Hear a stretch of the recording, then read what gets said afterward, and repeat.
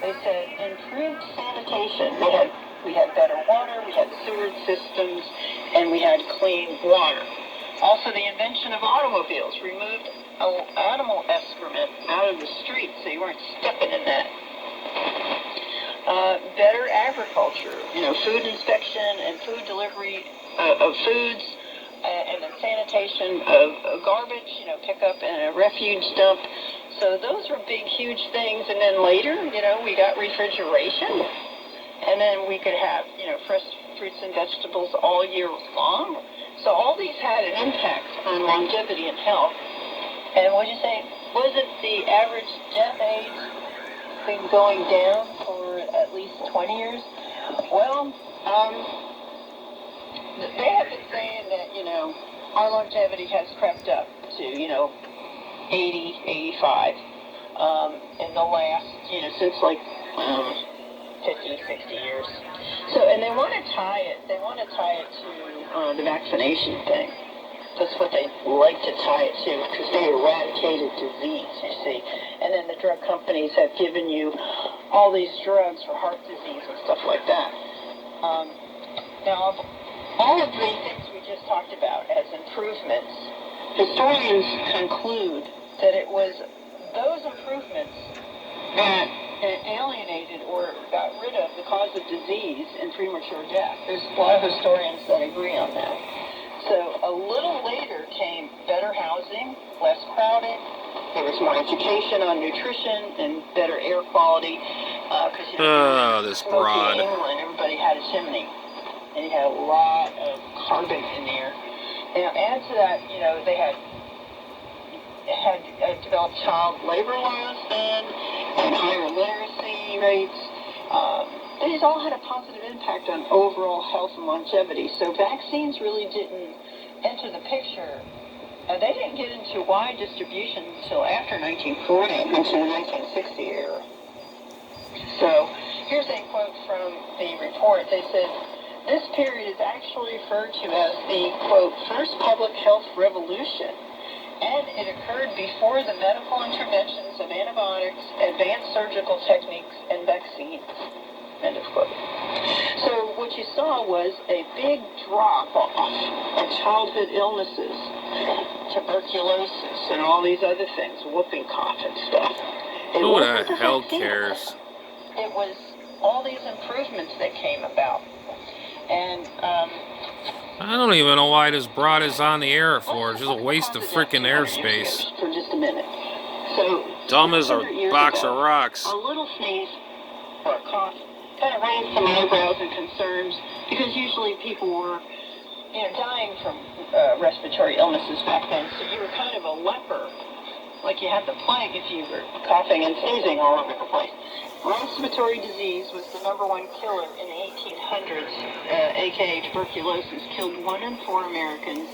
And in the 1800s, this disease was comparable to like an AIDS epidemic. Okay? Now, tuberculosis was not deadly to those with healthy immune systems, which prevented the disease from developing and growing. So it was the malnourished that typically got, and I heard this a lot from country physicians, and I read some of their journals. They have these little journals that wind up in museums and stuff and whatever, but a lot of them have been scanned and up on the internet, and they said the same thing. When they went, door to door, house to house on house calls, it was usually the malnourished kids that often got these childhood diseases. It wasn't the healthy ones. Now, malaria was also another concern brought into the Americas in the 16th and 17th centuries. Parasites were also a concern, but it seemed to be kind of more severe in countries like Africa and Arabia. Who the hell cares about this crap? Bubonic plague were another issue brought in by the boatloads with immigrants from Europe. And you want to also notice that the leading causes of death 200 years ago was either a virus, a bacteria, or a parasite. You're a parasite. You're That's not the case waste today. of airspace. Not really. I mean, aside from this, manufactured virus that there's floating around, aka COVID. Let's look at the cause of death 200 years ago. It was, your bacterial virus or parasite. But the cause of death today is, the leading causes are pharmaceutical drugs. That's the leading cause of death on a death certificate. Then there's heart disease, cancer, and diabetes, in that order. Oh, God. So, deaths by virus or bacteria really don't hold a match to the death by... Yeah, you forgot death venereal statistics we're seeing diseases. by How about that prescription one? drugs. They don't even compare to the deaths by war. Death by pharmaceuticals has created this... How about catchphrase syphilis? called Pharmageddon. I should say it all. Therefore, we are living longer just to suffer longer. Oh, God. In a 30-year period from 1976 to 2006, 62 million Americans died, and their death certificates called medications, listed medications as the cause, and that was covered by the Journal of General Internal Medicine. Who the hell gives a shit? It seems to be the drug company's mission, though, to get as many people as possible on a prescription medication. Here's a quote that was in the Baltimore Sun. It said 7 of the top 10 pharmaceutical drugs are used by 12th graders, seniors in high school. Oh, God. Why? Why? Because it's a recreational. Kids experiment, you dumbass. And God knows what they got them on now, trying to change their identity, their I don't know, orientation and stuff. What did you say, Frank? Indoor plumbing. More available for... This chick is delusional. Is what causes us to live longer now. They are adulterating the food, water, and it's going down now. Yes, so Satan will do that. He'll attack anything that, is good for us. Yeah. We're in his playground down here. Good Lord. So it's a spiritual war. People don't recognize that all the time. So what's our modern path about? Well, the problem with the medical profession today is that they have made nearly everything under the sun a disease. Really? A simple and temporary imbalance is now a disease needing allopathic treatment. You forgot 2 more diseases, you dumb lady. You got syphilis and gonorrhea. You forgot that. By medicine for this will increase the risk of disease and can affect a patient's longevity. The drugs they had for that, with that they gave them, cervical cancer, breast cancer and stuff. So one reason we have so many deaths by modern medicine is because drugs are prescribed for so many symptoms, and patients are taking more than one drug, which do not always interact well together. And a lot of prescription drugs are made from substances that classify them as a sedative, a tranquilizer, or a poison. Those are the 3 top categories drugs fall into. Poison, obviously. So in many cases, prescribed medications suppress breathing and deprive the body of oxygen. And people are either overdosing or poisoning themselves on their medications. Pain and antidepressant medicines are at the top of the death certificate. I think I'm going to poison myself and listen to this clown. That has a heavy therapeutic use will increase the risk of death. Die, doctor. Here is a quote from Jeffrey Coven. He's professor of medicine at West Virginia University School of Medicine in Morgantown. He says, many prescription drugs really are every bit as powerful, addictive, and dangerous as heroin. Yeah. Think about that. Yeah, think about it. What are we doing? I don't know.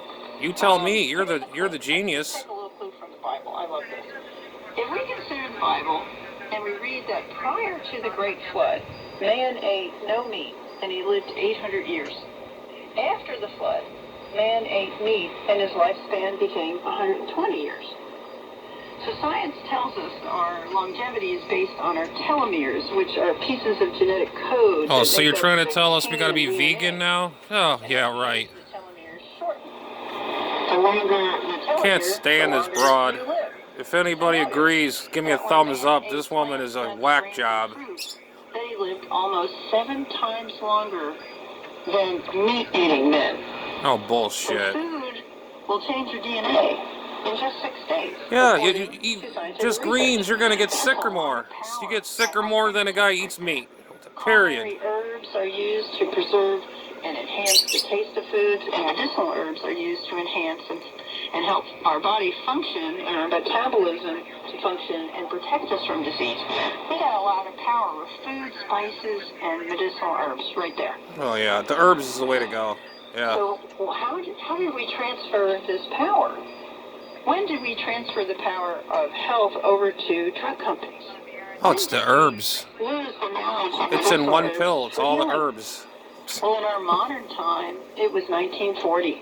We just put away common sense and historical knowledge for modern science, trusting in it and trusting in its discoveries. Oh God. So where that has led us is to drug dependency. I don't know. You tell us. by the age You're of the 50 genius. And taking more than one prescription drug by the age of 65. Drug dependency does not cure you, but it does make you a hostage to the drug. Really? And there are smarter, healthier, less expensive ways to deal with health issues.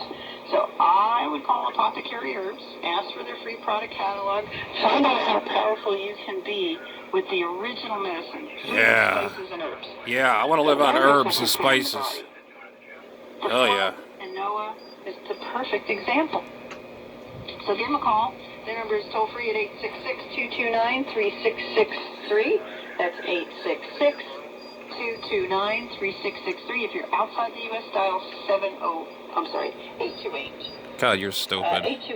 828-469-5972. Eat more 469-5972, or thepowerherbs.com if you want to check them out online. Thepowerherbs.com. Get that free catalog and see what your herbal options are and be empowered. Oh yeah, can't wait. We're long in this segment, so we're going to take a break. Be right back with more. Huh. What is it, Wendy something her name is? What a freaking quack.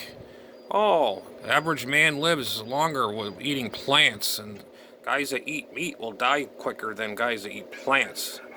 All the herbs and spices the way to live. I just want to baby shake that woman so bad. Anyways, Adam Sam Radio decided to share this dumb Wendy Williams broad. Figured to see what you guys think about it. Comment below. Oh God, I gotta clean my speaker.